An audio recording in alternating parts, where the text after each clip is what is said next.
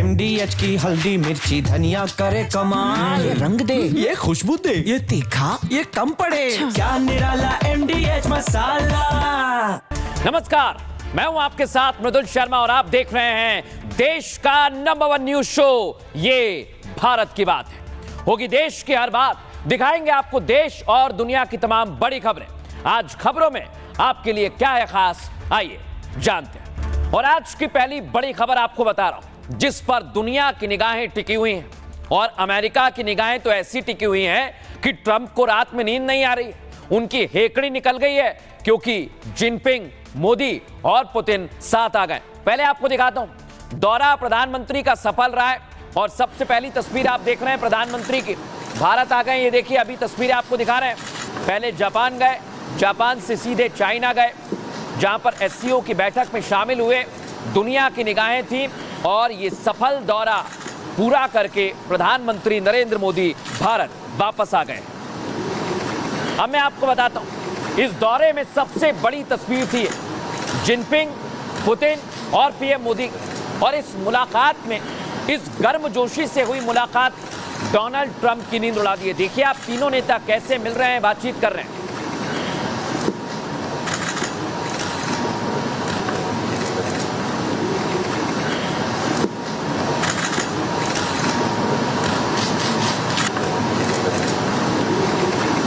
तीनों में काफी देर तक बातचीत हुई।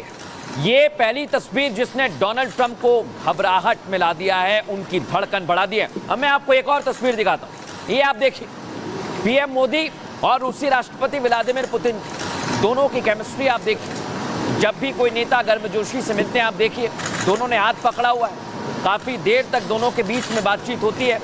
और ये बातचीत बताने के लिए काफी है कि डोनाल्ड ट्रंप सोच रहे थे कि भारत और रूस की दोस्ती कमजोर हो जाएगी, लेकिन SCO की बैठक में ये दोस्ती और मजबूत होती हुई दिखाई दी। और अब मैं आपको बताता हूं, ये तस्वीर आप देखें, पुतिन की कार के अंदर PM मोदी बैठे हैं और ठीक उनके बगल में व्लादिमीर पुतिन बैठे हैं। और यही तस्वीर बताने के लिए काफी है कि ट्रंप परेशान हो गए। इस कार के अंदर क्या बात हुई है, यह भी आपको बताऊंगा मैं। अगली तस्वीर दिखाइए, यहां पर आप देखिए, पुतिन बैठे थे डोनाल्ड ट्रंप के साथ। डोनाल्ड ट्रंप को लग रहा था कि पुतिन को बिठा लिया है तो अब पुतिन उनकी सारी बातें मान लेंगे, लेकिन ऐसा हुआ नहीं। पुतिन ने आज प्रधानमंत्री नरेंद्र मोदी के साथ कार में लगभग 50 मिनट बातचीत की है, उसके बारे में आगे आपको बताऊंगा। लेकिन इधर देखिए, इस बीच रूस और भारत के बीच द्विपक्षीय वार्ता हुई है और इसमें बहुत महत्वपूर्ण मुद्दे उठाए गए हैं जो भारत और रूस के लिए काफी अहम।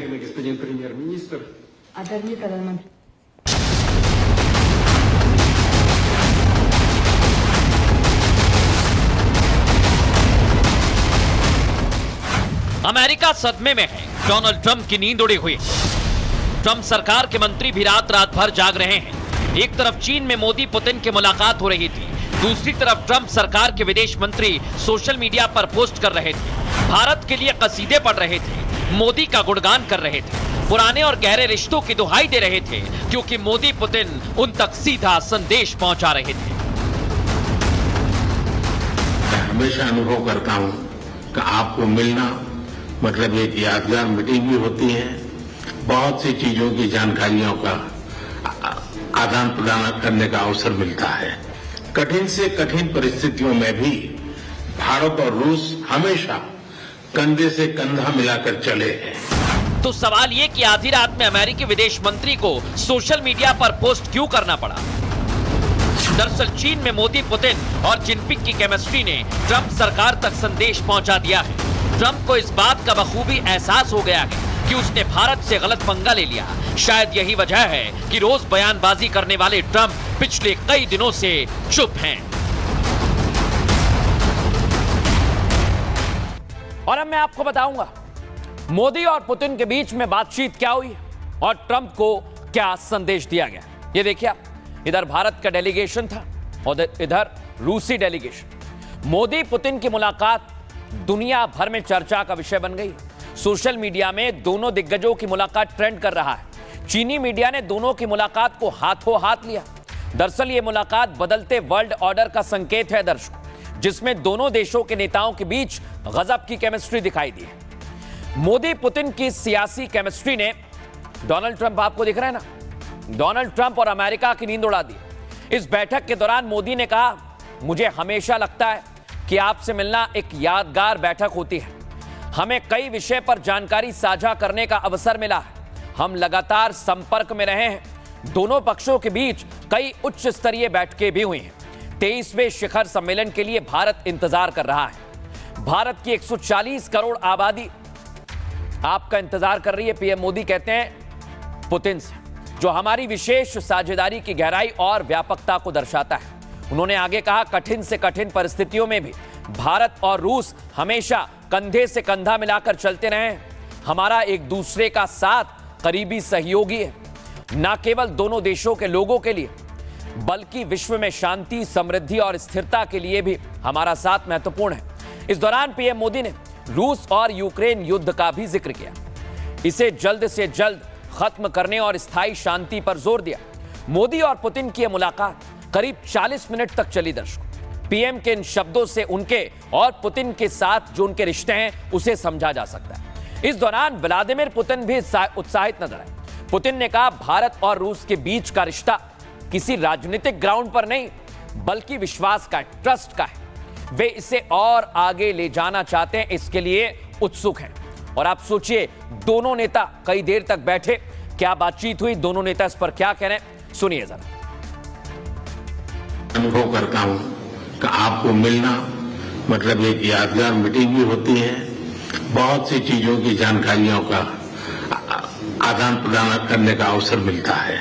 इस वर्ष दिसंबर में हमारी 23वीं समिट के लिए 140 करोड़ भारतीय उत्सुकता पूर्वक आपका इंतजार कर रहे हैं। कठिन से कठिन परिस्थितियों में भी भारत और रूस हमेशा कंधे से कंधा मिलाकर चले हैं। हमारा करीबी सहयोग न केवल दोनों देशों के लोगों के लिए, बल्कि वैश्विक शांति, स्थिरता और समृद्धि के लिए महत्वपूर्ण है। आदरणीय प्रधानमंत्री जी, साथियों, आपसे मिलकर हमें बड़ी खुशी हो रही है। प्रधानमंत्री जी, प्रिय दोस्त, 21 दिसंबर को 15 साल पूरे हो जाएंगे जब से एक संयुक्त वक्तव्य पर हस्ताक्षर किए गए थे, जिसमें हमारे स्पेशल प्रिविलेज्ड पार्टनरशिप पर किस तरह हम पहुंचे। 15 साल हो गए। हम ये सच्चाई से बता सकते हैं कि हमारे रिश्ते इस सिद्धांतों पर बढ़ते हैं। हमारे बीच बहुत बहुमुखी सहयोग चालू है। देखा आप, अब मैं आपको बताता हूं, दोनों देशों के बीच बातचीत तो हुई है, लेकिन दोनों देशों के राष्ट्राध्यक्ष एक साथ इस बैठक से निकले। देख रहे हैं आप, पुतिन इंतजार कर रहे थे कार में पीएम मोदी का, और मोदी यहां पर गए। सुनिए जरा, एक रूसी पत्रकार क्या कहा इस दौरान। Вместе решала, оказывается, Владимир Путин и премьер Индии Нарендра Моди вместе решили ехать в одном автомобиле। ये पत्रकार कहता है कि पीएम मोदी जा रहे हैं, इंतजार कर रहे थे व्लादिमीर पुतिन, और दोनों अब इस कार से निकल रहे हैं। और अब मैं आपको अगली तस्वीर दिखाता हूं। जैसे ही पीएम मोदी कार के अंदर गए, ये तस्वीर साझा की गई, और इस तस्वीर ने होश उड़ा दिए दुनिया के। ट्रंप और पुतिन साथ में थे, लेकिन अब फुल फ्रेम दिखाइए जरा इसे, कैसे मोदी और पुतिन दोनों साथ में बैठे हुए हैं, और इसी तस्वीर को लेकर दुनिया भर में चर्चा हो रही है। फुल फ्रेम दिखाइए जरा इसे। इसी को लेकर दुनिया भर में चर्चा की जा रही है कि आखिर दोनों के बीच में क्या बातचीत हुई है। मैं आपको बता देना चाहता हूं कि लगभग 50 मिनट दोनों एक साथ बैठे रहे, और इसको लेकर दोनों के बीच में जो चर्चा हुई है, अलग अलग तरह की खबरें भी आई। लेकिन क्या हुआ इस दौरान, आइए जरा मैं आपको बताता हूं। मोदी और पुतिन की केमिस्ट्री बैठक से पहले ही दिख गई थी। जब शिखर बैठक से पहले दोनों कार में साथ साथ दिखे। दरअसल दोनों नेता एससीओ की बैठक में शामिल होने पहुंचे थे, और बैठक के बाद दोनों को शिखर बैठक के लिए होटल पहुंचना था। इस दौरान पुतिन ने पीएम मोदी के साथ चलने की इच्छा जाहिर की। मोदी एससीओ नेताओं के साथ बिजी थे, लेकिन पुतिन ने उनका इंतजार किया। करीब 15 मिनट तक इंतजार किया, और उसके बाद पीएम मोदी बाहर निकले। जो तस्वीर हमने आपको दिखाई, तब तक व्लादिमीर पुतिन उनका इंतजार कर रहे थे। फिर दोनों नेता पुतिन की कार में बैठे और होटल के लिए रवाना हुए। दोनों नेता करीब 50 मिनट तक साथ साथ रहे। इस दौरान दोनों ने कार में बहुत सारी बातें की। इनके बीच में क्या बातचीत हुई है किसी को नहीं मालूम, लेकिन जो भी बात हुई हो, संदेश अमेरिका तक पहुंच गया है।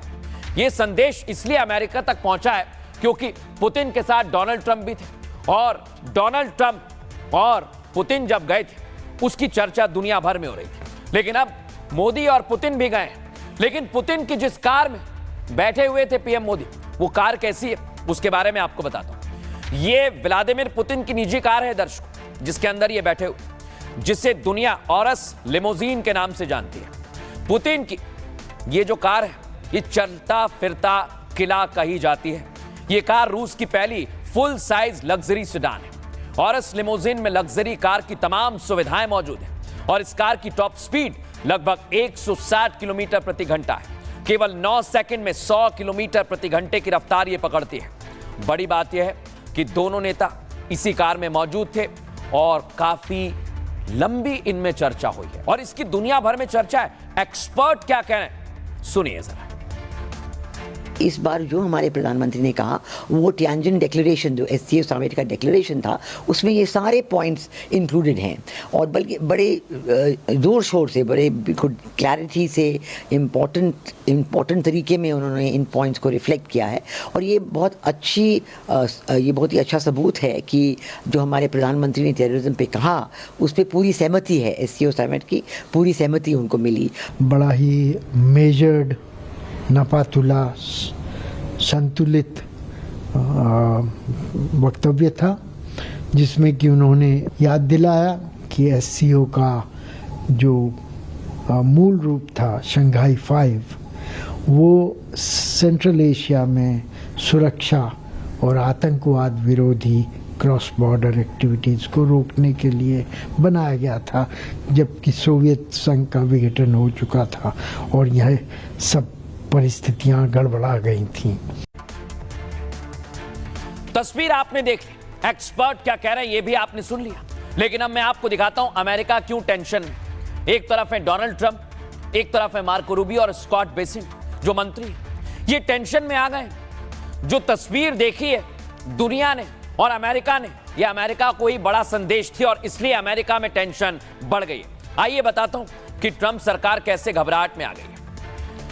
मार्को रूबियो विदेश मंत्री अमेरिका के। अमेरिका इस बार पहली बार घबराहट में दिख रहा है। मोदी, पुतिन और जिनपिंग की तिकड़ी से प्रेशर में है।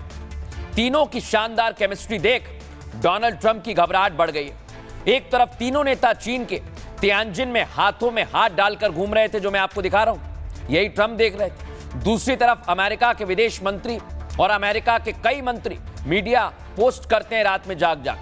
विदेश मंत्री मार्को रूबियो ने लिखा, भारत और अमेरिका के बीच साझेदारी लगातार नई ऊंचाइयों को छू रही है, जो 21वीं सदी का निर्णायक रिश्ता है।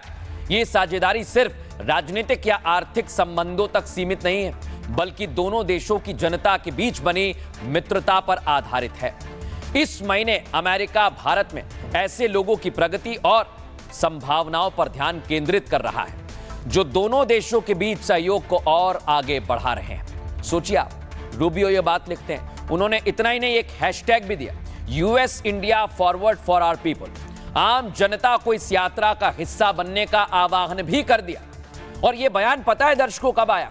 ठीक उस वक्त आया जब एससीओ की बैठक चल रही थी। एससीओ की बैठक का वक्त सोचिए आप क्या है, और अमेरिका में उस वक्त रात हो रही थी। इस बात के संकेत मिलते हैं कि अमेरिका दबाव में, रात में भी बैठक पर नजर है। डोनाल्ड ट्रंप की चुप्पी भी साफ साफ इस ओर इशारा करती है। और अब मैं आपको बताता हूं, अमेरिका के एक और मंत्री हैं जिन्होंने बयान दिया, उससे भी बहुत कुछ साफ हो गया। इसे मूव ना करें जब मैं बात कर रहा हूं तो। वित्त मंत्री स्कॉट बेसेंट ने कहा था, अलग अलग भारत और अमेरिका के रिश्ते काफी पेचीदा हैं। भारत दुनिया का सबसे बड़ा लोकतंत्र है, अमेरिका सबसे बड़ी अर्थव्यवस्था है। आखिरकार हम दोनों देशों को साथ आ ही जाना चाहिए या आ ही जाएंगे। अब आप सोचिए, अमेरिका हमें मक्खन लगा रहा है, लेकिन ये अमेरिका का एक चेहरा है। दूसरा चेहरा भी मैं आपको दिखाऊंगा, पहले सुनिए एक्सपर्ट इस पर क्या कह रहे हैं। इस समय भारत है जो कि दुनिया के माइक्रोस्कोप में है या फोकस में है, और भारत क्या कदम उठाएगा, भारत क्या बोलेगा, क्योंकि इसके इम्प्लीकेशंस केवल भारत और हमारे बायलैटरल रिश्तों में नहीं है, ग्लोबल साउथ में नहीं है, भारत और अमेरिका के साथ भी है। क्योंकि मैं कई बार कहता हूं, जैसे मैं कई बार मॉडल बनाता हूं आपके साथ, कि इस समय भारत या दुनिया कहे, हम जैसे होता है रोड में दो राहें आ गए हैं, हम इस रास्ते ज्यादा जाएंगे तो चले जाएंगे, हम इस रास्ते चल दिए तो हम इस रास्ते चल जाएंगे, राइट। तो दुनिया ये देख रही है कि भारत अब किस रास्ते, किस राह चलने की डिसीजन ले रहा है। और हमने एक जो डिसीजन लिया है वो ये है कि हम अपनी फॉरेन पॉलिसी, अपनी ट्रेड पॉलिसी इत्यादि पे किसी को इन्फ्लुएंस नहीं करने देंगे। 20, 30, 40 साल बाद इसको देखा जाएगा कि ये एक हिस्टोरिक इन्फ्लेक्शन पॉइंट पे ये दौरा किया गया था और इससे शायद एक पैराडाइम शिफ्ट आएगा ग्लोबल पावर आर्किटेक्चर में। बिल्कुल नए समीकरण एक पेश आ सकता है। व्लादिमीर पुतिन ने भी कहा कि एक नए ग्लोबल ऑर्डर को अशर इन कर सकता है जिसमें देशों के बीच में समानता हो, समन्वय हो, दादागिरी जिसमें खत्म हो जाए। अब देखिए, अमेरिका के दो बड़े चेहरे भारत के लिए फेवर की बात कर रहे थे, लेकिन अब यह हैं ट्रंप के ट्रेड सलाहकार, ये भारत के खिलाफ उल्टी बातें कर रहे हैं। इसलिए मैं कह रहा हूं कि अमेरिका के दो चेहरे। अब आपको मैं दूसरा चेहरा अमेरिका का बताने वाला हूं, क्योंकि एक तस्वीर तो आपने देखी कि कैसे जिनपिंग, मोदी और पुतिन की मुलाकात देखकर अमेरिका घबरा गया। अब पुतिन और मोदी की केमिस्ट्री देख के भी ट्रंप टेंशन में। ट्रंप सरकार सारे पैंतरे आजमाने लगी है। यह है पीटर नवारो, जिनकी तस्वीर मैंने आपको दिखाई। मोदी को मनाने और झुकाने की कोशिश में लगे हुए हैं। एक तरफ ट्रंप सरकार भारत से नजदीकी के संकेत दे रही है, तो दूसरी ओर डोनाल्ड ट्रंप के करीबी विवादित बयान दे रहे हैं। ट्रंप के ट्रेड सलाहकार पीटर नवारो ने फिर से विवादित बयान दिया है। यह बयान भारत की अंदरूनी राजनीति में दखल से कम नहीं है। दर्शकों, आप समझिए इसे। नवारो क्या कह रहे हैं? भारत के ब्राह्मण रूसी तेल से मुनाफा कमा रहे हैं, जिसकी कीमत पूरा हिंदुस्तान चुका रहा है। भारत के फैसले से आम भारतीयों का नुकसान हो रहा है। नवारो ने आगे कहा, भारत रूस की धुलाई मशीन है। भारत ने सिर्फ व्यापार असंतुलन बिगाड़ने की कोशिश की है, बल्कि ऐसे गठजोड़ को भी मजबूत कर रहा है जो अमेरिका के हितों के खिलाफ है। समझिए आप इसे। नवारो ने पहले भी विवादित बयान दिए थे। रूस यूक्रेन युद्ध को उन्होंने मोदी वॉर बता दिया था। कहा था कि भारत रूस से सस्ता तेल खरीदता है, उसे रिफाइन करता है और ऊंची कीमतों पर बेचता है। इसकी वजह से ही रूस को जंग के लिए पैसा मिलता है। लेकिन मैं आपको बता दूं, ये मोदी और पुतिन की तस्वीर देखकर ही अमेरिका कपकपा रहा है। एक और है केविन, ये आर्थिक सलाहकार हैं ट्रंप के। इससे पहले भी केविन हैसेट ने एक बयान दिया था। दर्शकों, हैसेट ने कहा कि भारत जिद पर अड़ा हुआ है। भारत को रूस से तेल आयात रोकना होगा। अगर ऐसा नहीं हुआ तो टैरिफ में कोई नरमी नहीं होगी। अगर भारत ने रवैया नहीं बदला तो ट्रंप भी पीछे नहीं हटेंगे। आप सोचिए, जब इस तरह की बातें की जाती हैं, अमेरिका की दोहरी नीति दिखती है, तो समझ में आता है कि ट्रंप और अमेरिकी प्रशासन घबराया हुआ है, क्योंकि मोदी, पुतिन और जिनपिंग मिल रहे हैं। अब इस पर एक्सपर्ट क्या कह रहे हैं, सुनवाते हैं आपको। अमेरिका के पीटर नवारो का ब्राह्मणों के बारे में बयान तथ्यात्मक रूप से गलत, सांस्कृतिक रूप से असंवेदनशील और भारत के आर्थिक निर्णयों के संदर्भ में अप्रासंगिक है। भारत का रूसी तेल आयात राष्ट्रीय हितों और वैश्विक ऊर्जा स्थिरता के लिए है। इसे किसी विशिष्ट सामाजिक समूह से जोड़ना ये आधारहीन है। वो पागल हो गए हैं ट्रंप और उनके सलाहकार, और वो अनर्गल बयान भारत के खिलाफ दे रहे हैं। हम ऐसे बयानों की निंदा करते हैं। ये मोदी जी तो दुनिया जानती है कि मोदी जी जहाँ भी जिस देश में जाते हैं अपने व्यापारी समाज को लेकर जाते हैं। जो वहाँ का जो गर्मजोशी दिखाई दी, देखने से ऐसा लगता है कि ये जो टैरिफ वार हुआ है उससे लोगों में एक बहुत बेचैनी है। जिस तरह आपस में गर्मजोशी से एक हुए हैं, उससे लगता है कि कहीं ना कहीं व्यापार आपस में बहुत तेजी से होगा। ये जो अंतर्राष्ट्रीय टैरिफ जो आजकल हम लगातार सुनते रहते हैं, कि हर राष्ट्र अपना वर्चस्व बनाने की कोशिश कर रहा है। दुनिया के अंदर अनेकों मार्केट है जो आज भारत के प्रोडक्ट्स को और भारतीयों को स्वीकार करने को तैयार है। देश भर में क्या कहा गया ये तो आपने सुन लिया। लेकिन अब मैं आपको बताता हूं ट्रंप क्यों परेशान है। क्योंकि उन्हें लग रहा है कि अगर ये तीनों साथ आ गए तो अमेरिका क्या करेगा, और यही तिकड़ी ट्रंप की टेंशन बढ़ा रही है। क्यों बढ़ा रही है आप समझिए जरा इसे। तिकड़ी की ताकत से ट्रंप बेचैन हो गए हैं। चीन की कुल आबादी कितनी है? 142 करोड़। भारत की आबादी है 147 करोड़। रूस की आबादी है 15 करोड़, जो कुल मिलाकर होती है 304 करोड़। जनसंख्या के मामले में अमेरिका 34 करोड़ पर है। अमेरिका से 9 गुना ज्यादा जनसंख्या इन तीनों की। यह पहली टेंशन। अब दूसरी बताता हूं आपको, आर्थिक ताकत कितनी है। आप देख रहे हैं चीन 38 trillion dollar, Bharat 16 trillion dollar, रूस 7 ट्रिलियन डॉलर पर मौजूद है, और कुल मिलाकर यह होता है 61 trillion dollar. America 29 trillion dollar पर है, और यह तिकड़ी 2 गुना है अमेरिका से। आर्थिक ताकत के मामले में भी यह मजबूत है। अब आपको तीसरी बात बताता हूं। तीसरी बात है अमेरिका जो व्यापार करता है, व्यापारिक कारोबार कितना है। अमेरिका 5 ट्रिलियन डॉलर पर मौजूद है, लेकिन 1.5 गुना ज्यादा है, 5.50 ट्रिलियन डॉलर। भारत लगातार बढ़ रहा है, 1.40 पर है, और रूस 0.60 ट्रिलियन डॉलर पर है। कुल मिला के 7.50, और यह भी अमेरिका से 1.5 गुना ज्यादा है। अब आपको जनसंख्या मैंने बता दी, लेकिन क्षेत्रफल कितना है। अमेरिका 99 लाख वर्ग किलोमीटर है, लेकिन अमेरिका से 3 गुना आगे ये तिकड़ी। 96 लाख वर्ग किलोमीटर चीन है, भारत 33 लाख वर्ग किलोमीटर है, और रूस 171 लाख वर्ग किलोमीटर है।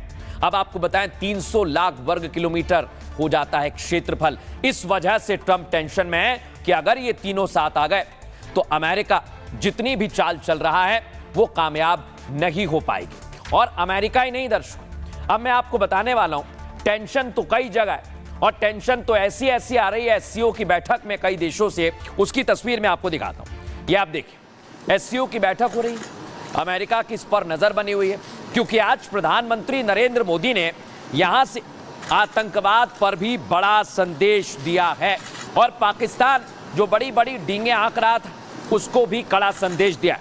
आइए जरा मैं आपको बताता हूं। ये आप देखिए, ये खड़े हुए हैं शहबाज। ऐसा लग रहा है ना जाने कौन खड़ा हुआ है, क्योंकि ना तो व्लादिमीर पुतिन देखते, ना पीएम मोदी देखते। आप इस तस्वीर को एक बार और ध्यान से देखिए। दोनों नेता बातचीत करते हुए जा रहे हैं, और शहबाज वहां मूक दर्शक बनकर खड़े हुए।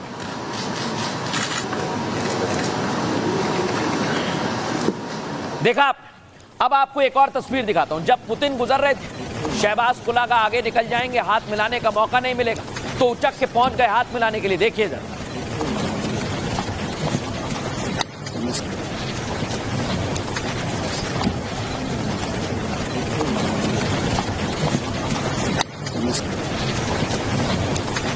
देखा आप, ये शहबाज है, ना कोई इनसे मिल रहा है, ना कोई इन्हें देख रहा है। जब कोई नहीं देख रहा तो उचक के हाथ बढ़ा रहे।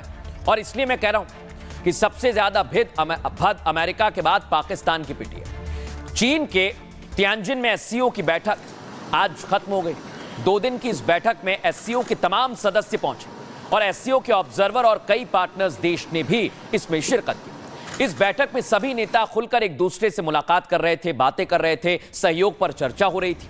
अगली बैठक पर सभी देशों ने अपनी अपनी राय भी खुलकर जाहिर की। उनकी मुलाकात से साफ लग रहा था कि बैठक काफी सफल रही है। लेकिन इस बैठक से किसी को सबसे जबरदस्त झटका लगा तो वो अमेरिका के बाद पाकिस्तान है, जो आतंकवाद को पालता पोसता रहता है। और बैठक के दौरान पाकिस्तान के प्रधानमंत्री शहबाज का चेहरा उतरा हुआ था। ना तो कोई नेता उन्हें भाव दे रहा था, ना कोई उनसे हाथ मिला रहा था। इक्का दुक्का नेता ही उनके आसपास दिखे जो बात कर रहे थे। अब शहबाज सबके मुंह निहार रहे हैं। दिखा रहा हूं मैं आपको। दरअसल इस दौरान मोदी पुतिन की बॉन्डिंग जबरदस्त रही। दोनों हाथों में हाथ डालकर घूम रहे थे, और शहबाज तिरछी नजर से उन्हें देख रहे थे कि हमसे भी कोई बात कर ले। दरअसल एससीओ में भारत को जबरदस्त जीत हासिल हुई है। दर्शकों, भारत ने इस बैठक में आतंकवाद को बड़ा मुद्दा बनाया, और पीएम मोदी ने खुलकर आतंकवाद पर बातचीत की है। इसे पालने पोसने और इसका बचाव करने वालों पर हमला भी बोला है, जिसका नतीजा ये रहा कि एससीओ घोषणा पत्र में आतंकवाद को शामिल किया गया। पहलगाम आतंकी हमला हम भूले नहीं है। इस हमले की निंदा की गई।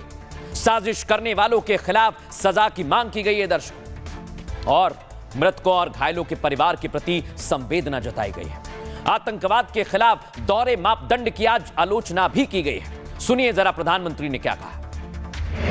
भारत पिछले 4 दशकों से निर्मम आतंकवाद का दंश झेल रहा है। कितनी ही माताओं ने अपने बच्चे खोए और कितने बच्चे अनाथ हो गए।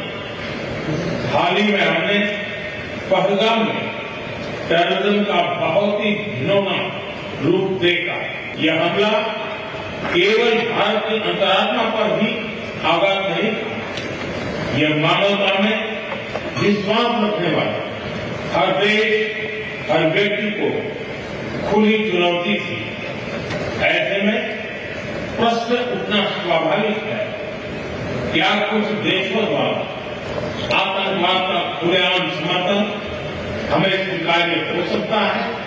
हमें स्पष्ट रूप से और एक स्वर में कहना होगा कि आतंकवाद पर कोई भी डबल स्टैंडर्ड स्वीकार्य नहीं होंगे। सुना, दरअसल जून में भारत ने साफ संदेश दे दिया था और एससीओ की बैठक में भी यही हुआ। आतंकवाद के मुद्दे पर कोई समझौता भारत नहीं करेगा।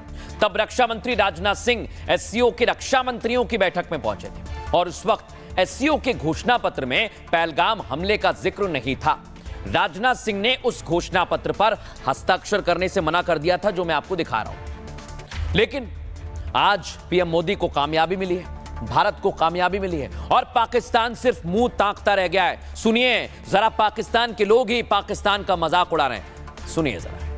पाकिस्तान के भी लोग गए हैं लेकिन उस तरह का वेलकम नहीं मिला। अब यहाँ पे पॉइंट की बात यह है कि जो बंदा दिल्ली किसी के घर जाएगा उसकी इज्जत नहीं रहेगी। हमारे जो प्राइम मिनिस्टर हैं या हमारे जो कोई वजीर खारजा है, वजीर दाखिला है या जो भी है, इनको जब कोई काम नहीं मिलता ये टूर करते हैं और चाइना निकल जाते हैं। वहाँ पे जाके कहते हैं बी बी की आवाज़ मशीनें देनी थी, ठीक है, इस तरह की बात होती है। लेकिन आप देखें कि मोदी आई थिंक सो कि कोई 8-10 साल के बाद गया हुआ है, 7 साल के बाद चाइना गया, तो देखें फिर उसको उस तरह की इज्जत भी मिली, पजीराई भी मिली। यही एक चीज़ है कि जब आप बार बार किसी के घर जाएंगे तो आपकी इज्जत खत्म हो जाएगी। पास जब स्ट्रेंथ होती है ना, पावर होती है, पैसे की पावर में सीधी सी बात कर रहा हूँ ब्लंटली, कि पैसे की पावर होती है तो उसके अंदर आप कुछ भी मनवा सकते हो सामने वाली कंट्री से। एक इंडिया जा रहा है, वो जाकर किसी के साथ कोई $1 बिलियन में डील करेगा। पाकिस्तान जो है वो जाकर कर्जा मांगेगा। तो मुझे बताएं कि दोनों की कटोरा तो नहीं साथ लेकर, दोनों की रिस्पेक्ट कैसे बराबर हो सकती है। फोटो ये आई है, आप ये देखिए कि शहबाज शरीफ साहब खड़े और मोदी जी जो है वो ऐसे कर रहे हैं जैसे उनको पता ही नहीं लगा कि शहबाज शरीफ साहब साइड में खड़े हुए, और वो रशियन प्राइम मिनिस्टर को न जाने कौन सी कहानियां सुना रहे हैं पीएम मोदी। और हमारे प्राइम मिनिस्टर साहब जो है उनको चाहिए था शहबाज शरीफ साहब कि आप जाके और मोदी जी को झप्पी डाल देते और कहते जी जो हुआ सो हुआ जी, मट्टी पाओ और ठीक है जी, सब कुछ ठीक कर लेते हैं। लेकिन नहीं, शहबाज शरीफ साहब ऐसे साइड पे खड़े हुए जैसे पता नहीं कौन से चंदा मांगने के लिए या कौन सा डोनेशन लेने के लिए आए हैं। लेकिन ये कि इतने हैरान परेशान यूं करके क्यों खड़े हैं, आराम से खड़े होइए ना। एक तो पता नहीं, हमें समझ नहीं आती है कि ये रशियन प्राइम मिनिस्टर और इंडियन प्राइम मिनिस्टर को देखकर हमारे प्राइम मिनिस्टर इतने हैरान परेशान क्यों हैं। देखा, पाकिस्तान में भी इस बात की चर्चा हो रही है, लेकिन सिर्फ पाकिस्तान नहीं दर्शकों, दुनिया भर में मुलाकात की चर्चा हो रही है। आइए आपको बताते हैं दुनिया के अखबार और चैनल्स क्या लिख रहे हैं। द न्यूयॉर्क टाइम्स लिखता है, अमेरिका की टैरिफ पॉलिसी का असर दिखने लगा है। भारत और चीन दोनों अब तनाव कम करने लगे। मोदी जिनपिंग की मुलाकात की तस्वीर भी ये दर्शाती है। द गार्जियन लिखता है, एससीओ में पुतिन ने पश्चिमी देशों को टारगेट किया है। कहा नेटो की साजिश की वजह से युद्ध के हालात बने हुए हैं। उन्होंने रूस यूक्रेन युद्ध को पश्चिमी देशों की साजिश बताया है। CNN अमेरिका का चैनल है। एससीओ का मकसद अमेरिका का प्रभाव कम करना रहा। इसमें रूस और चीन को ताकतवर बनाने की कोशिश भी दिखी। जिनपिंग ने अमेरिका का नाम लिए बगैर उसकी आलोचना भी की। अब इधर फ्रांस 24 क्या लिखता है, शी जिनपिंग ने अमेरिका पर हमला बोला, ट्रंप की धमकाने वाली नीति पर टारगेट किया है। कहा उसकी हरकतें दुनिया के लिए मुश्किल बन रही हैं। एससीओ पश्चिमी देशों के गठजोड़ को काउंटर करने की एक बड़ी कोशिश है। अल जजीरा भी लिखता है, पुतिन ने रूस यूक्रेन युद्ध का ठीकरा पश्चिम पर, वेस्टर्न पर फोड़ दिया। रूस यूक्रेन जंग के लिए पश्चिमी देशों को जिम्मेदार बताया। पुतिन ने यह बयान मोदी जैसे नेता की मौजूदगी में दिया है। बीबीसी क्या लिखता है, एससीओ में पुतिन ने मोदी जिनपिंग की तारीफ की है। युद्ध समस्या के लिए हल के लिए मोदी का शुक्रिया भी किया है और राष्ट्रपति पुतिन ने शी जिनपिंग की भी जमकर तारीफ की है। अब आप सोचिए, दुनिया भर में इस मुलाकात की चर्चा हो रही है और पीएम मोदी जिस मिशन पर गए थे जापान चाइना, वो लगभग सफल रहा है और पूरा हुआ है। इसके आगे भविष्य की खबरें भी हम आपको बताएंगे। बहरहाल खबरों में आगे बढ़ेंगे। आज एक और खबर आ गई, योगी आदित्यनाथ जो भी बदमाशी करेगा उसको सही सजा देंगे, ये उन्होंने कहा था और उनकी पुलिस वैसा ही काम कर रही है। दिखाता हूं आपको मैं। योगी आदित्यनाथ पर एक शख्स ने टिप्पणी की, सिर्फ योगी आदित्यनाथ पर नहीं की बल्कि बाकायदा हिंदुओं को टारगेट किया गया और इस्लामिक राष्ट्र बनाने की बात की। आपको दिखाता हूं कौन है ये शख्स। ये आप देख रहे हैं, ये राशिद नाम का लड़का है। ये वीडियो बनाता है तरह तरह के, लेकिन इसने एक वीडियो पोस्ट किया जिसमें योगी आदित्यनाथ को लेकर भी टिप्पणी की और इस्लामिक राष्ट्र की भी टिप्पणी की। सुनिए जरा। जय श्री मशीन, जय श्री राम, प्रभु आपकी महिमा अपरंपार है। टाइम मशीन, मुझे ऐसे टाइम में ले चलो जब ये संपूर्ण भारत सिर्फ हिंदू राष्ट्र बन जाएगा। जय श्री राम।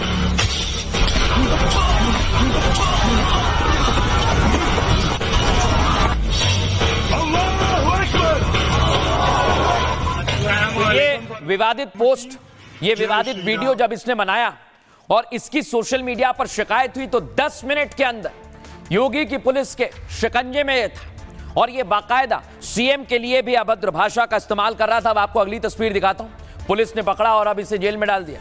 देख रहे हैं आप, यूपी पुलिस का 10 मिनट का एक्शन आपको बता रहा हूं।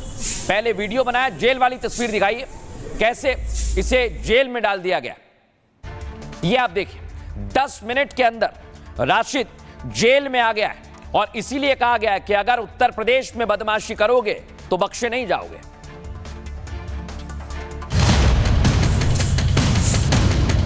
मुझे ऐसे टाइम में ले चलो जब ये संपूर्ण भारत सिर्फ हिंदू राष्ट्र बन जाएगा। जय श्री राम। अगर प्रदेश की भावनाओं को भड़का करके माहौल खराब करोगे, शक्ति के साथ सरकार निपटना भी जानती है। बरेली में एक मुस्लिम युवक ने पहले सीएम योगी को लेकर विवादित स्टेटस लगाया। युवक ने धार्मिक भावना भड़काने वाला वीडियो पोस्ट कर दिया।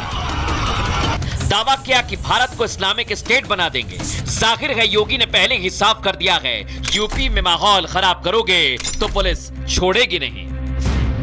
मैं चेतावनी दूंगा कि वे सावधान होकर के सुन लें। अगर प्रदेश की भावनाओं को भड़का करके माहौल खराब करोगे तो फिर शक्ति के साथ सरकार निपटना भी जानती है। योगी आदित्यनाथ ने जैसा कहा है वैसा ही एक्शन पुलिस ले रही है। लेकिन अब मैं आपको बताता हूं कि आखिर ये पूरा मामला क्या है, हुआ क्या था। आपको बताते हैं, ये मामला उत्तर प्रदेश के बरेली का है। बरेली के एक युवक ने सीएम योगी पर अभद्र कमेंट किया। युवक ने व्हाट्सएप स्टेटस पर सीएम योगी के खिलाफ अभद्र शब्द लिखे। राशिद नाम के युवक ने सोशल मीडिया पर वीडियो भी पोस्ट किया जिसमें युवक दावा करता है कि 2050 तक भारत मुस्लिम राष्ट्र बन जाएगा। वीडियो में लिखा, इंशाअल्लाह एक दिन पूरी दुनिया में इस्लाम होगा।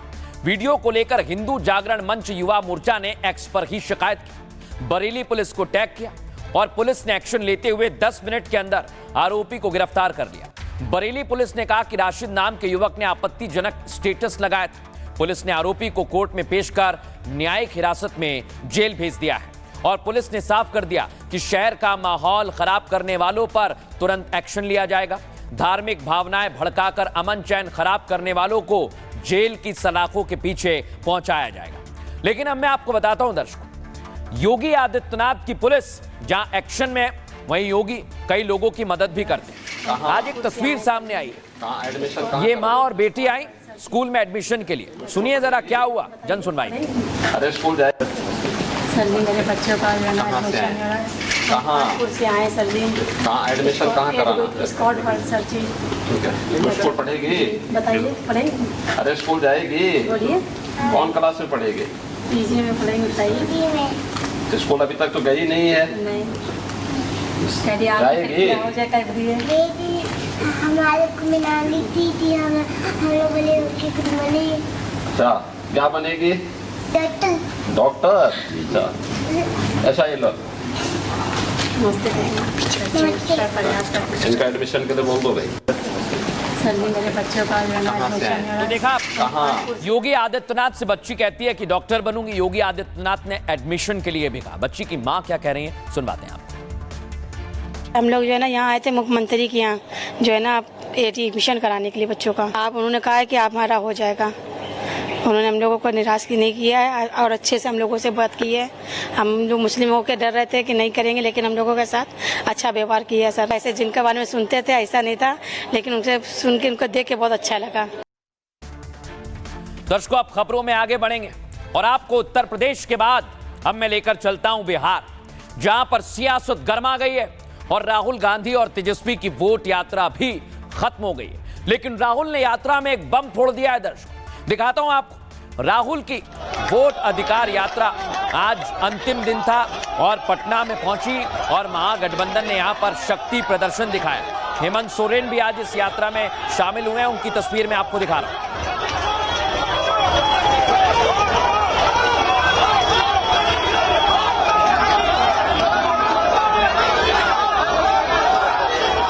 अब मैं आपको दिखाता हूं।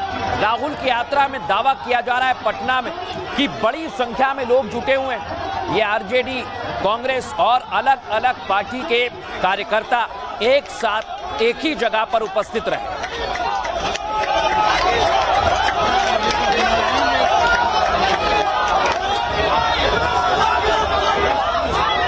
देखा कार्यकर्ता यहां पर मौजूद थे, लेकिन वोट यात्रा में पीएम मोदी को लेकर अपशब्द कहे गए, गालियां दी गई और उसको लेकर विवाद यूपी तक पहुंच गया। ये यूपी के इटावा में आपको बता रहा हूं, जहां बीजेपी कांग्रेस के कार्यकर्ता आमने सामने आ गए, पत्थरबाजी हो गई। देखिए जरा क्या हुआ वहां।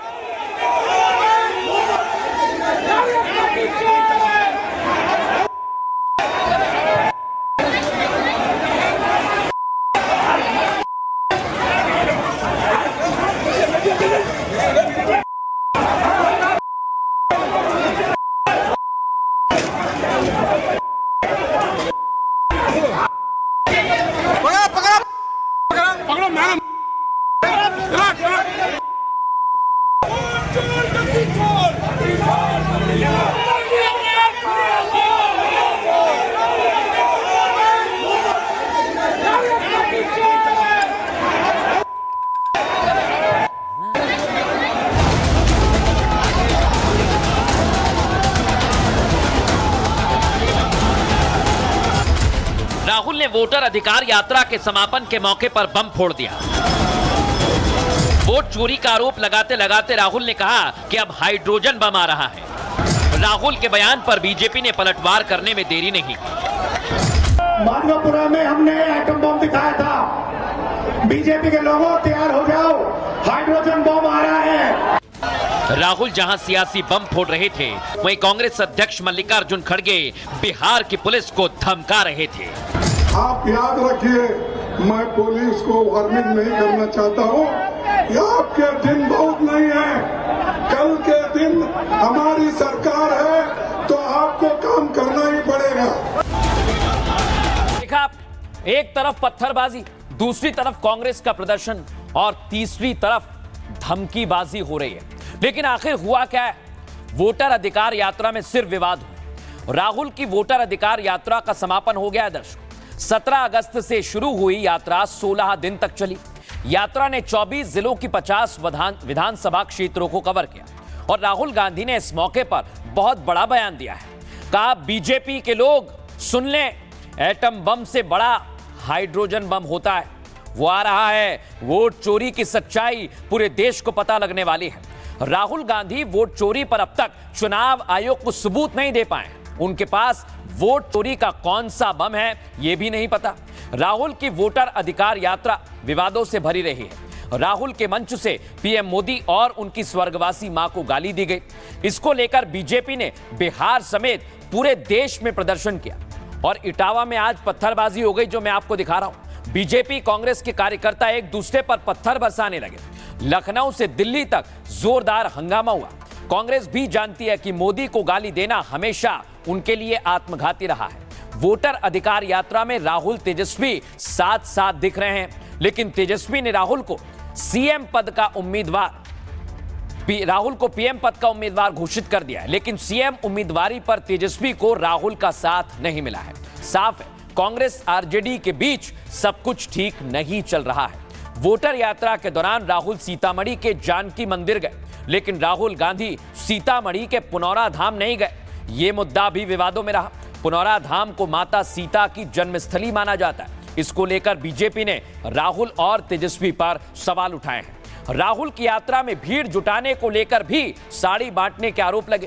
कांग्रेस की नेता अलका लांबा का साड़ी देने वाला वीडियो भी हमने आपको दिखाया, जो सोशल मीडिया पर भी सामने आया है। अब मैं आपको दिखाता हूं। राहुल गांधी की यात्रा विवादों से भरी रही, लेकिन राहुल अब हाइड्रोजन बम की बात कर रहे हैं, तो इस पर बीजेपी निशाना साध रही है। सुनिए जरा। इलेक्शन कमीशन ने और बीजेपी ने मिलकर वोट चोरी की। महाराष्ट्र में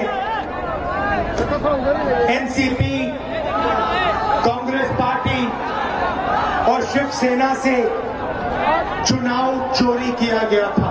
एटम बम का नाम सुना आपने? सुना है एटम बम का नाम? उससे बड़ा क्या होता है? उससे बड़ा क्या होता है? एटम बम से बड़ा हाइड्रोजन बम होता है। बीजेपी के लोगों तैयार हो जाओ, हाइड्रोजन बम आ रहा है। आप विपक्ष के नेता पद पर बैठे हैं, लोकसभा गरिमा में पद होता है। इन कुर्सी पर बैठने के बाद तो कुछ आपका आचरण मर्यादित होगा। याद है ना, मोहब्बत की दुकान लेके चले थे अपनी यात्रा में, याद है कि भूल गए आप लोग? उस मोहब्बत की दुकान में कितना नफरत परोसा, ये भी आप जानते हैं। नफरत ही परोसे, अब आप एटम बम और हाइड्रोजन बम की बात बोलते हैं। यह देश को समझना चाहिए, राहुल गांधी गैर जिम्मेवार हैं। इस देश को समझना चाहिए, राहुल गांधी इज इर्रिस्पॉन्सिबल। तो सुना आपने, रविशंकर प्रसाद ने निशाना साधा है, लेकिन राहुल गांधी की वोटर अधिकार यात्रा विवादों में रही है और यह मसला अब सुप्रीम कोर्ट में भी पहुंच गया है।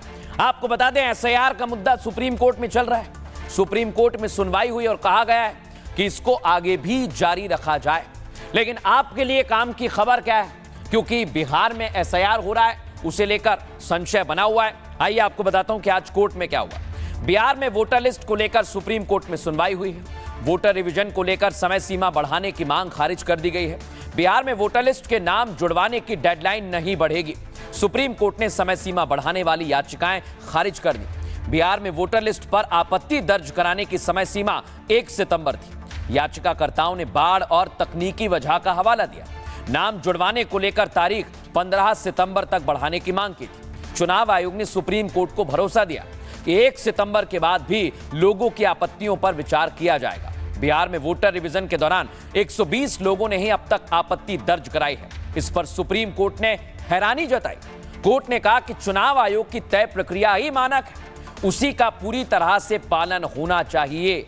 आधार कार्ड पर इतना जोर क्यों दिया जा रहा है, ये पूछा विपक्ष से। हम बार बार एक ही आदेश नहीं दे सकते।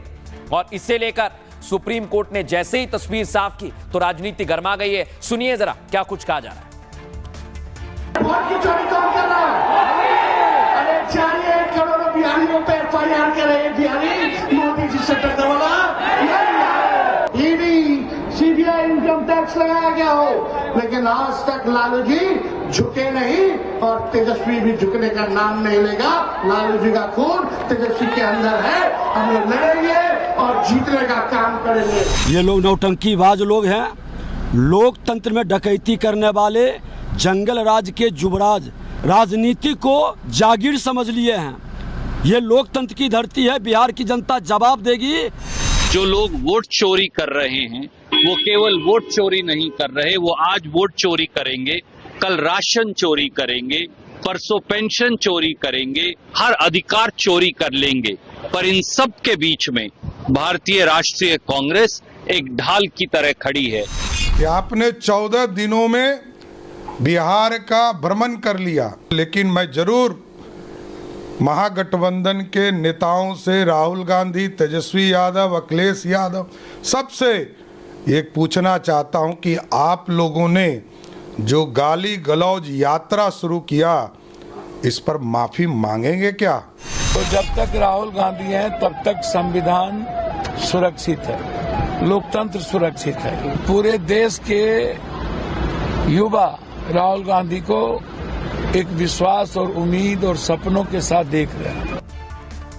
देखा आपने, बिहार में हंगामा हो रहा है, तो इधर महाराष्ट्र आपको लेकर चलता हूं। महाराष्ट्र में बवाल मचा हुआ है, मराठा आरक्षण की जंग, अब मराठा वर्सेस ओबीसी हो गई। ये तस्वीर आपको दिखाता हूं। यह है आजाद मैदान, जहां पर जुटे हुए हैं मराठा आरक्षण के आंदोलनकारी और मनोज जरांगे अभी भी आंदोलन कर रहे हैं, अनशन पर बैठे हुए हैं, वो हटे नहीं है। अब आपको मैं अगली तस्वीर दिखाता हूं। मुंबई के अलग अलग इलाकों में देख रहे हैं आप, इसी तरह सड़कों को जाम किया जा रहा है। देखिए जरा सड़कों पर कैसे आंदोलनकारी प्रदर्शन कर रहे हैं।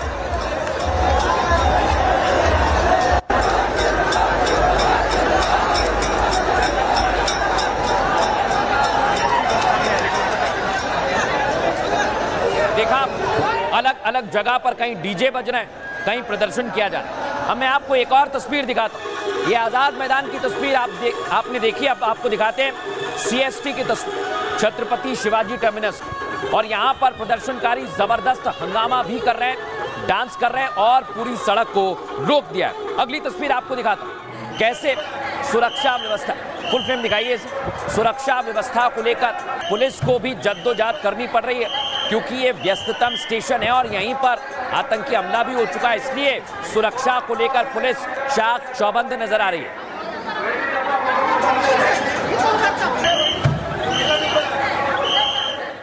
तो इधर सुरक्षा की बात कही, उधर आंदोलनकारी उग्र हो गए। दर्शक दिखाता हूं आपको, ये देखिए एक बस में जबरदस्त हंगामा हो गया, जबरदस्त तोड़फोड़ हुई। सुनिए जरा क्या हुआ उस बस में।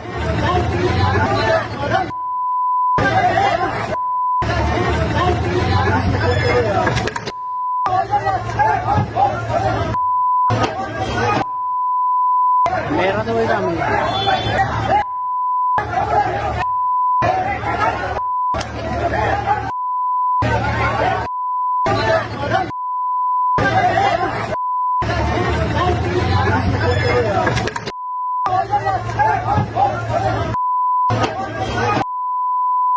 मेरा तो वही काम है।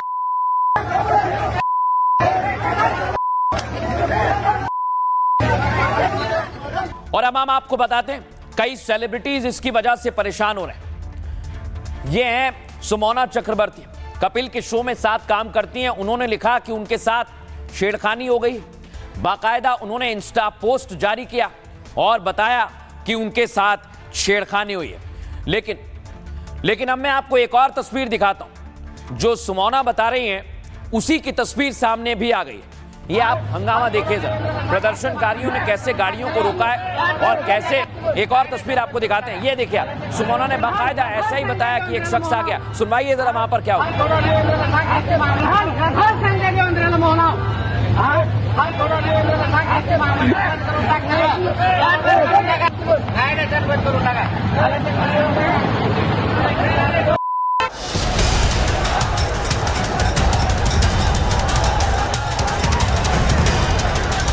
महाराष्ट्र में अब मराठा आरक्षण का आंदोलन तेज हो गया है। ओबीसी समाज ने मराठा आरक्षण का विरोध कर दिया है। महाराष्ट्र में मराठा बनाम ओबीसी की लड़ाई हो गई है। क्या मनोज जरांगे पाटिल अब घर लौट जाएंगे?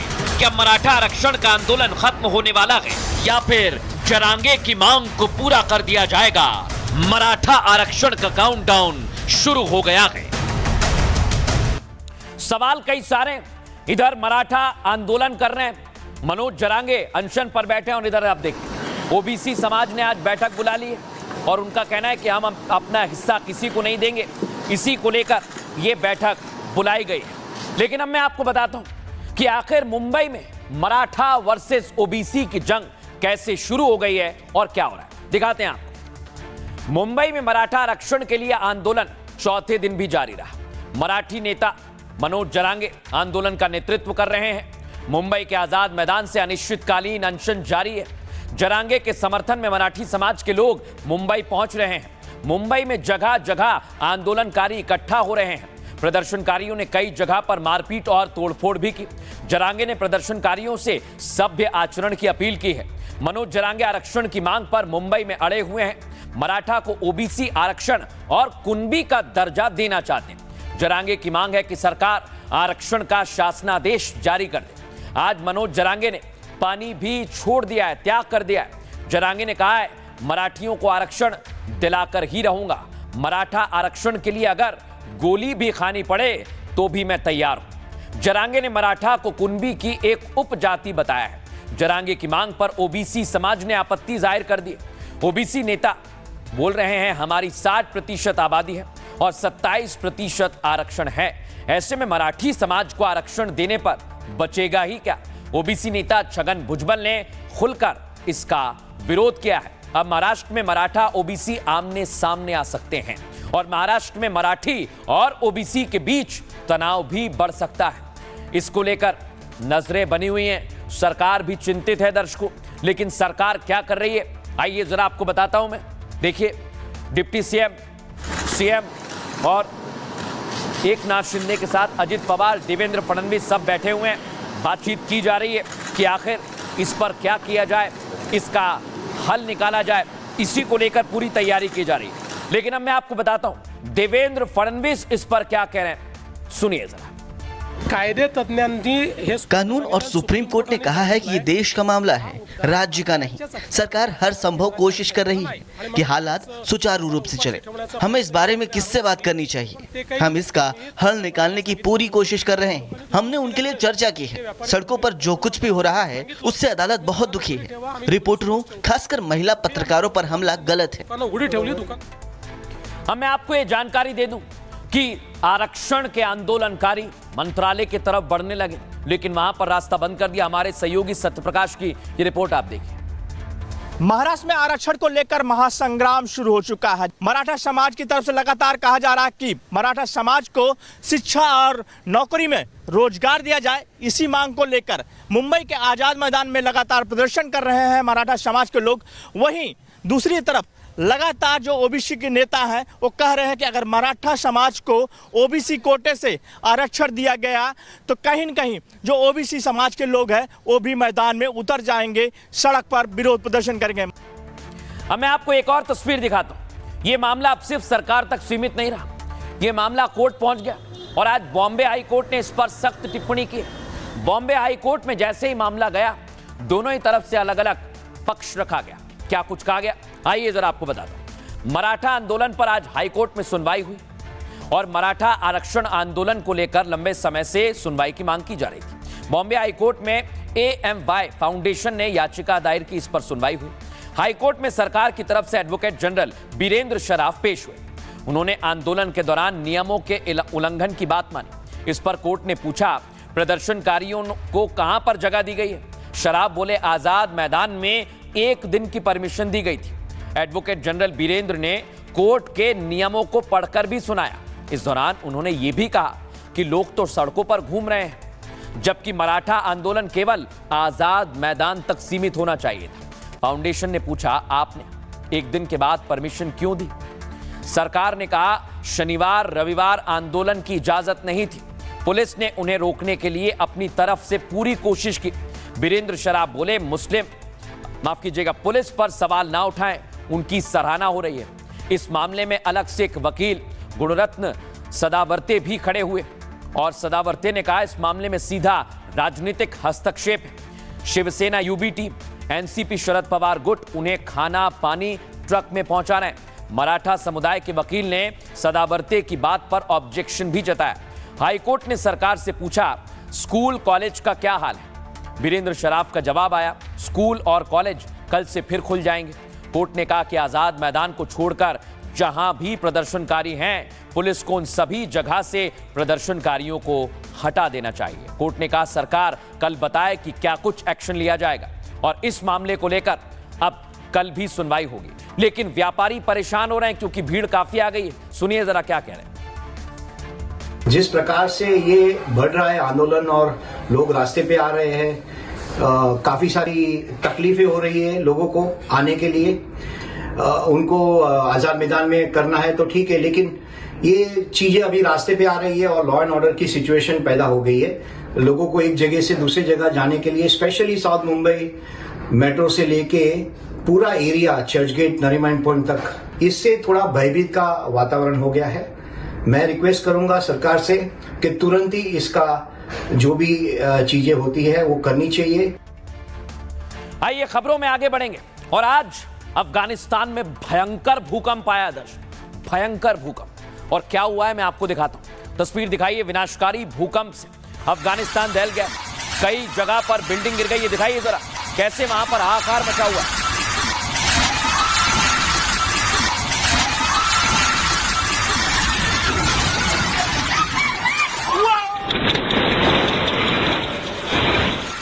ये देखिए पूरी बिल्डिंग गिर गई, लेकिन कैसे पूरा अफगानिस्तान हिल रहा था। आइए जरा मैं आपको दिखाता हूं कैसे वहां पर भूकंप के बाद, देखिए जरा भूकंप से धरती हिल गई, बिल्डिंग कांपने लगी, कई जगह पर बिल्डिंग भी गिर गई है। और जितनी आपको ये तस्वीर नजर आ रही है इससे ज्यादा नुकसान हुआ है। आइए आपको बताता हूं कि भूकंप से कितना नुकसान हुआ है कई जगह पर अफगानिस्तान में। देखिए ये देखिए यहां पर आप देखेंगे भूकंप से जो पीड़ित हैं उनका रेस्क्यू किया जा रहा है, पूरी तैयारी की जा रही है। अलग अलग जगह से हम आपको तस्वीरें दिखा रहे हैं। कई लोग अब भी मलबे में फंसे हुए हैं और उन्हें भी दिक्कत हो रही है। देख रहे हैं आप मलबे में अपनों को ढूंढ रहे हैं, कुछ लोग परेशान हो रहे हैं। रेस्क्यू ऑपरेशन चलाया जा रहा है वहां पर।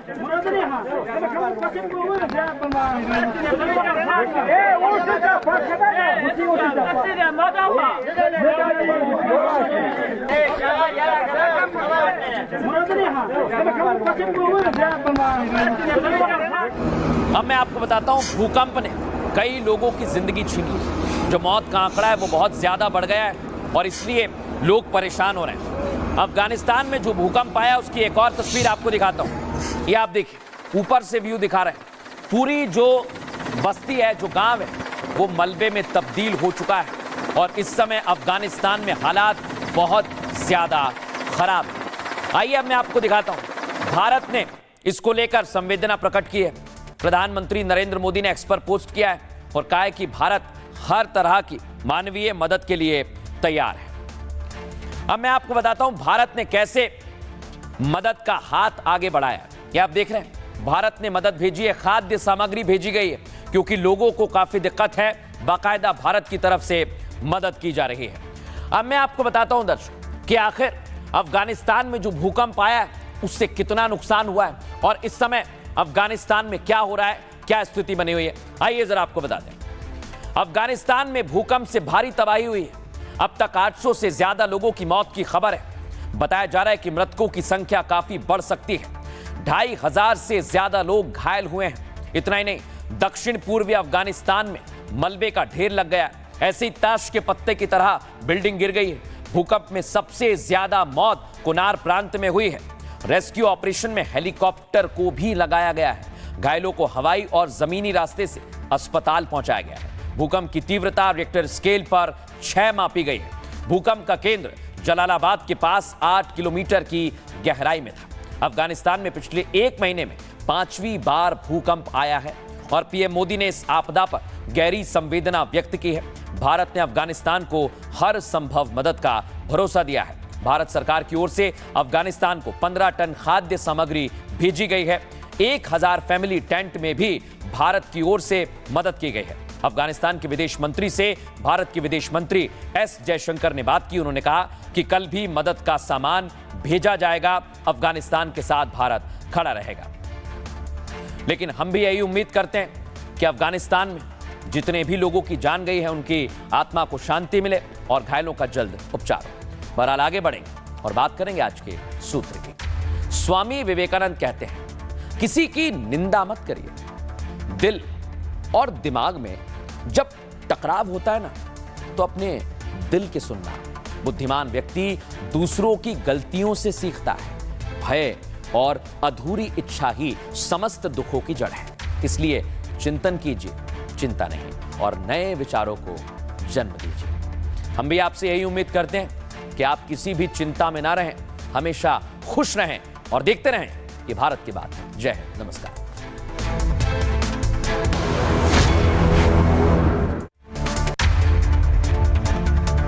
आया असली स्वाद। अब आया स्वाद। जब स्वाद के पड़े हो लाले तो MDH का चंकी चाट मसाला डालें। MDH का चंकी चाट मसाला। MDH